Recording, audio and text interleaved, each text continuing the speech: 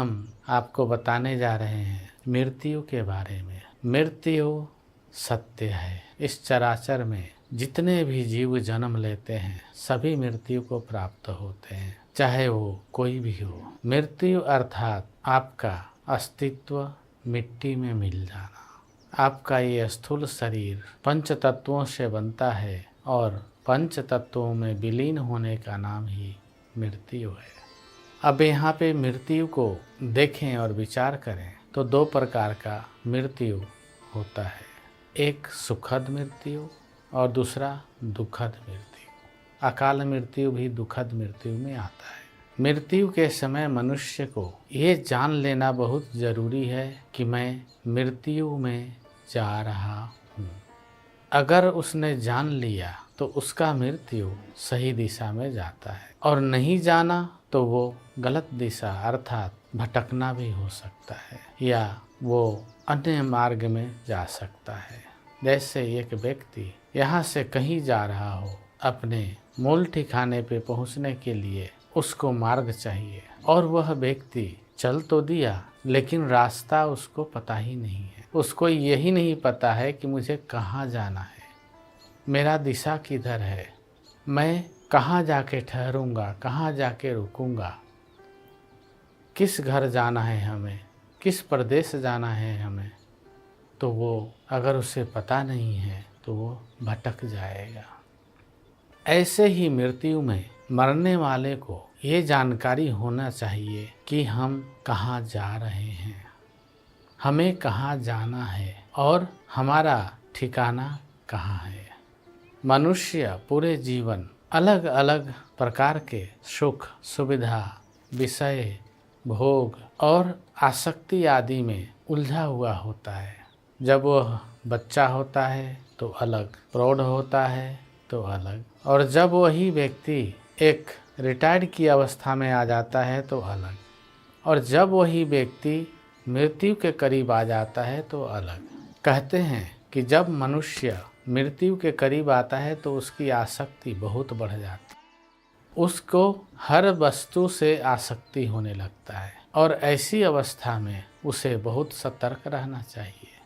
इसीलिए सनातन संस्कृति में, अन्य संस्कृतियों में भी ऐसा था और है कि जब मनुष्य वृद्धावस्था को प्राप्त हो जाए तो वह वानप्रस्थ जीवन व्यतीत करे, ताकि उसकी आसक्तियाँ कम हो जाए और वह मृत्यु को सहज और सुखमय, शांतिमय वर्ण कर सके। परंतु यह व्यवस्था आज के समय में अस्त व्यस्त हो गया है।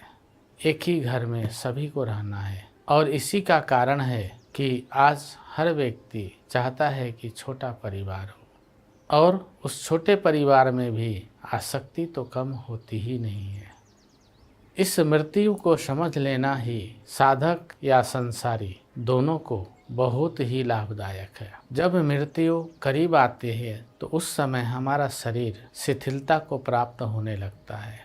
ऐसा बताया गया है कि हमारे शरीर में 10 वायु हैं, 5 मुख्य और 5 उप। मुख्य में है प्राण, अपान, समान, व्यान, उदान। ये पांचों वायु अपने कार्य को धीरे धीरे करके छोड़ने लगते हैं, और हमारा शरीर जो 5 तत्वों से बना है यह भी उन वायु का साथ छोड़ने लगता है।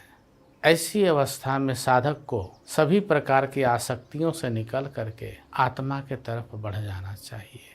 बढ़ना तो बहुत पहले चाहिए, परंतु अगर आप 6 महीना पहले भी, कुछ महीना पहले भी बढ़ेंगे तो शायद आप कुछ कर पाएंगे। क्योंकि मनुष्य जब तक आसक्तियों में और उलझनों में रहता है तब तक तो उसको इन चीज़ों का, आत्मज्ञान का, ज्ञान का कोई अनुभव ही नहीं होता है। हमारे सनातन में जब भी लोग मरते हैं तो वहाँ बोला जाता है राम नाम सत्य है, सत्य बोलो सत्य है। इस शब्द को हम अगर पहले धारण कर लें तो यह मृत्यु सहज हो सकती है। मरते समय भगवान का स्मरण करें। मृत्यु आपको वरण करती है, आप नहीं। आप तो उससे छूट करके भागना चाहते हैं। उससे बचने के लिए आप अपनी सारी ऊर्जा, एनर्जी उसके साथ झोंक देते हैं, लेकिन उसमें आपको हासिल कुछ नहीं होता, क्योंकि वो बहुत बलवान है। काल गति बलवान साधो, काल गति बलवान रे, बड़े बड़े पृथ्वी के राजा, प्रिय व्रत सगर समान रे, समा गए सब धरणी माही, रहा न एक निशान रे, काल गति बलवान साधो, काल गति बलवान रे। बड़े बड़े बलशाली लोगों को 1 मिनट में रगड़ दिया तो साधारण व्यक्ति का क्या होगा। गुरुदेव ने कहा, बच्चा उस समय स्थिर हो जाओ, शांत हो जाओ, सहज हो जाओ। जब तुम्हें मृत्यु वरण करे उस समय उसके साथ हो जाओ तुम। और यह तभी संभव है जब आपका जीवन साधनामय, भजनमय, ध्यानमय, आत्मा का चिंतनमय, ईश्वर का स्मरणमय रहेगा, तभी हो सकता है। अन्यथा यह जीव बहुत पीड़ा को प्राप्त होता है। गरुड़ पुराण में ऐसा बताया गया है कि जब मनुष्य शरीर छोड़ता है तो उसके शरीर में हजारों बिच्छू मारने की जितनी विष चढ़ती है, डंक चढ़ती है, इतनी पीड़ा होता है। अब उतने पीड़ा में किसका स्मरण करेगा वो, जिसका जीवन भर अभ्यास किया रहेगा।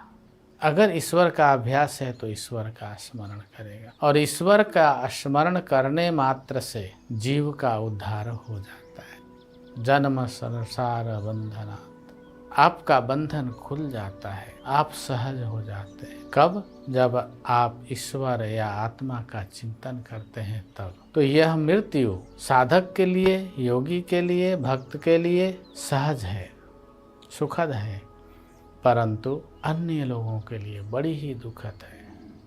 इसीलिए गांधारी ने कहा, जरा कष्टम मरा कष्टम, ये मृत्यु महाकष्ट है। आदमी जीने का प्रयत्न करता रहता है, अपना प्रयत्न नहीं छोड़ता, और लड़ते लड़ते लड़ते लड़ते मृत्यु को प्राप्त हो जाता है।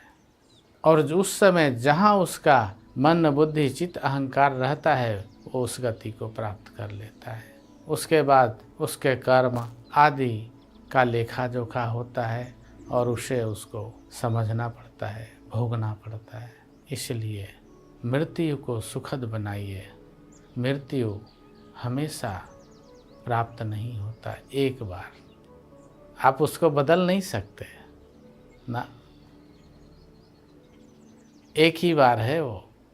और एक साधे सब सधे, सब साधे सब जाए। मनुष्य जीना नहीं सीख पाता पूरे जीवन में, तो मरना कैसे सीख लेगा। इसलिए जीना सीखना जरूरी है, और उसके लिए आपको स्वयं को आत्मा, ईश्वर, इन दोनों के पास छोड़ना पड़ेगा, समर्पित करना पड़ेगा। इसमें गुरु माध्यम बनते हैं, और आपका इसी द्वारा कल्याण हो जाता है। तो इस प्रकार से मृत्यु को सहज बनाइए, क्योंकि ये मृत्यु भी कष्ट है। जब मनुष्य शरीर धारण करता है तो इतना कष्ट नहीं होता, होता है कष्ट उस समय भी, लेकिन इतना नहीं होता, परंतु होता है। वो आपको नहीं होता, जो अपने शरीर में धारण करता है उसको होता है। माता को उल्टी आती है, जी मचलाता है, सारा शरीर टूटता है, नाना प्रकार के व्याधियों से ग्रसित हो जाती है।